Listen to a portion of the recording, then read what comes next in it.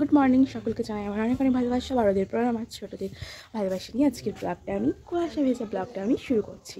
তো আমি আজকে বাবার বাড়িতে আছি। তো প্রচুর আজকে সকলের মাধ্যমিক পরীক্ষা, তো আজকে প্রচুর কুয়াশা হয়েছে। আর এখন প্রায় 8:30 মতো বাজে। প্রচুর কুয়াশা হয়েছে। তো পরীক্ষার্থীরা কীভাবে যে পরীক্ষা দিতে যাবে চিন্তা বিষয়। আর টাইমটাও সত্যি খুব বাজে করেছে, খুবই বাজে করেছে। আর ভাইও দিচ্ছে, মাসির ছেলে পরীক্ষা। তো চলো আজকে কেমন কুয়াশা হয়েছে চলো দেখো। দেখো চারিদিকে কত কুয়াশা।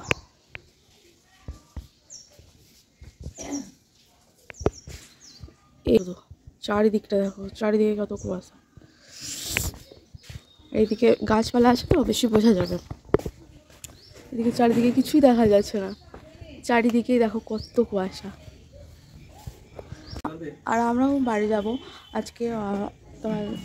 তোমাদের দাদা ভাইয়ের দোকান আছে আজকে, তো যাবে। আমাদেরও দেরি হয়ে যাচ্ছে, কীভাবে যাব। আর ওই বাসের লাইনে বুঝতেই পারছো অনেকটা, মানে গাড়ি ঘোড়া তো একদম সামনে থেকে কিছুই দেখা যাচ্ছে না, কিভাবে যাব শুধু তাই ভাবছি।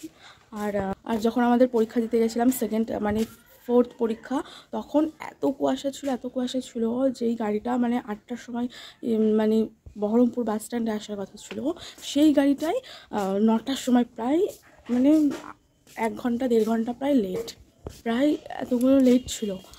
তো কীভাবে যে গেছি। আর সকালবেলাটা সেই সারাদিনের ব্যাপার, 10টা থেকে পরীক্ষা ছিল 12টা, আবার 12টার পরে আধ ঘন্টা রেস্ট নিয়ে আবার 1টা থেকে 3টে পর্যন্ত, মানে সারাদিনের ব্যাপার। ওই কিছু টিফিন করতাম, তো ঠিক আছে। তারপরে কালকে তো তোমরা দেখতেই পেলে আমার মানে কত জার্নি হলো, মানে কতটা জার্নি। একবার কালেক্টরি গেলাম, ব্যাংক থেকে কালেক্টরি, আবার কালেক্টরি থেকে আবার ডক্টরের অ্যাপয়েন্টমেন্ট নেওয়া ছিল, তো সেখানে গেলাম। সেখান থেকে আবার কোথায় গেলাম বলো তো, কতটা সারা দিনের জার্নি। আবার গেলাম সেখান থেকে ব্লাডের কিছু টেস্ট করতে বললো এমার্জেন্সি, সেখানে আবার ব্লাড টেস্ট করলাম, সেখানে আবার আধ ঘন্টার ওপরে প্রায় 1 ঘন্টা লাগবে। সেই ওইগুলো রিপোর্ট করে আবার গেলাম একটু রেস্ট নিয়ে। সারাদিন আমিও তাও ভাত খেয়েছিলাম, আর ও তো কিছুই খায়নি। কিছু বলতে সকালে ব্রেকফাস্টে মুড়ি খেয়েছিল, আর আমি তো তাও ভাত খেয়েছিলাম, কেন আমার খিদেটা লাগেনি। তবুও দিয়ে আমার প্রচণ্ড শরীর খারাপ করছিলো কালকে। দিয়ে তাড়াতাড়ি করে প্রায় বাড়ি আসতে আমাদের অনেকটা হয়ে গেছিলো।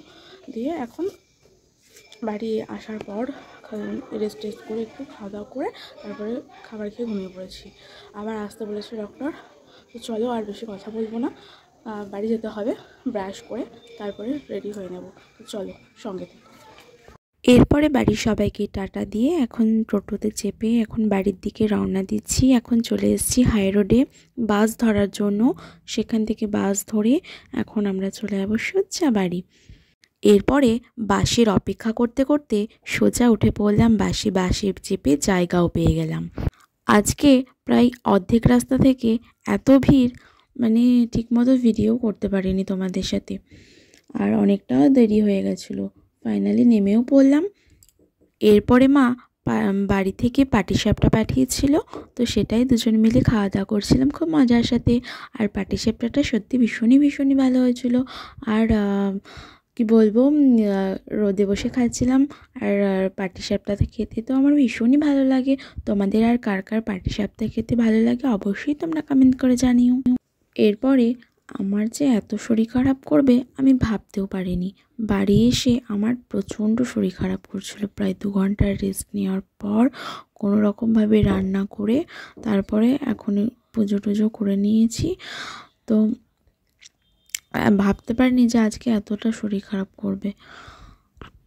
জানো তো, শরীর মন ভালো না থাকলে না কিছুই ভালো লাগে না। তাই আজ বেশি কিছু রান্না করতে পারিনি। আজকের জন্য শনিবার নিরামিষ, যেহেতু মা পাঠিয়ে দিয়েছিল একদম সবজি কেটে, কিন্তু আমি না রান্না করতে পারিনি, মানে আমার দাঁড়ানোর ক্ষমতাই ছিল না। তাই কোনো রকমে ডাল আলু সিদ্ধ করেছি। যে কোথা থেকে কি হলো বুঝতেই পারিনি। আর আমার বরমশাই মিলে এখন বেরিয়ে পড়েছি। বুঝতে পারছো, আমি যে কথা বলছি এটাই বিরাট ব্যাপার।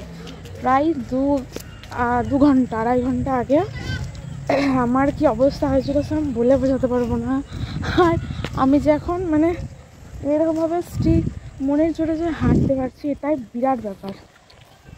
তো এখন আমি আর ও মিলে এখন যাচ্ছি একটু বাইরে। ও বললো চলো, বাইরে একটু মনটা তোমার ভালো লাগবে, চলো একটু যাই ঘুরে আসি। তার জন্য বেরোলাম, খাওয়া দাওয়া করলাম। আজকে তো আমাকে বাসনগুলো মাজতে হলো না, ও বললো চলো আমি ধুয়ে নিচ্ছি। হলাম না, তোমাকে মাজতে হবে না, আমি মেজে নেব ঠিক একটু পরে। তাও কথা শুনলো না, ওই মেজে নিল বাসনগুলো, দিয়ে বলে চলো তোমাকে নিয়ে একটু ঘুরতে যাই, তোমার মনটা ভালো লাগবে। তার জন্য দুজন মিলে বেরিয়ে পড়লাম। বাড়ির সামনে মাঠ আছে, তো এই RMC মাঠ, তো ওটাতেই চলে এলাম। অনেক বড় ফিল্ড, ভালো লাগছে। আর ঘরের মানে বাড়িটা কি বলো তো, একদম একটু গুপচি গুপচি টাইপের ধরো, সেই জন্য একটু ওইখানটায় না মনটা ভালো লাগে না, তার জন্য আর কি। ঠিক আছে চলো। আজকে জানো তো, ওই বাড়ি থেকে আসার পরে এত শরীর খারাপ করছিল।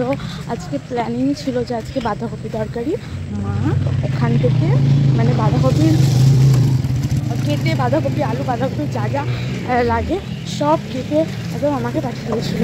কিন্তু আমার যে এত শরীর খারাপ করছিল, আমি মানে কী বলবো, বাড়ি এসে যে কোনো রকমে প্রচণ্ড শরীর খারাপ হয়েছে সেই ডাল আর আলু সিদ্ধ কোনো রকমই করলাম আজকে। আর ওটা আছেই, মা অনেক কিছু পাঠিয়েছে, আর ওটা আছেই। ঠিক আছে, কালকে ওটা করে নেবো, শনিবার আছে। মটরশুঁটি সবই পাঠিয়েছে। কালকে ব্লগটা তোমাদের শেয়ার করবো। আমি তো গেছিলাম ওই বাড়ি, তোমাদের তো বললাম। ঠিক আছে, তাহলে আর কথা না বলে চলো তোমার ব্লগটা দেখতে থাকো, ঠিক আছে। আমার যে কিছুদিন যাবৎ এত শরীর খারাপ করছে, আমি বলে বোঝাতে পারবো না। হঠাৎ কেন যে এমন কী হচ্ছে, টেস্ট করছি কী যে এমন হচ্ছে আমি বুঝতে পারছি না। যে মনের জোরে আমি সত্যি মানে চলতে পারছি, বিশ্বাস করো, এতটুকু আজকে ভালো তোমরা নেই। দেখতেই পেলে তোমার দিদি ভাইয়ের প্রচণ্ড শরীর খারাপ, আমার বউজনের। ও খেতে পারছে না, সারাদিন কিচ্ছু খেতে পারেনি। তো এই আজকে দোকান থেকে রুটি কিনে এনে এই ওকে খাইয়ে দিচ্ছি। আর তোমরা যেন ওর জন্য প্রে করো, ও যেন তাড়াতাড়ি সুস্থ হয়ে যায়। কারণ ওর না, এটা খেয়ে নাও, খেয়ে নাও। আর ওর শরীর খারাপ হলে আমার কিছু ভালো লাগে না, নিশ্চয়ই তোমাদেরও ভালো লাগবে না। তাই ভগবানের কাছে সবাই প্রে করো যেন তাড়াতাড়ি সুস্থ হয়ে ওঠে, যেন তাড়াতাড়ি ভালো হয়ে যায়। তাই ভিডিওটা বেশি বড় করছি না। এটা না। আর ভিডিওটা বেশি বড় করছি না। তো ততক্ষণে গুড নাইট। আবারও দেখা হচ্ছে অন্য কোনো ভিডিও, অন্য কোনো সময়। ততক্ষণে টাটা।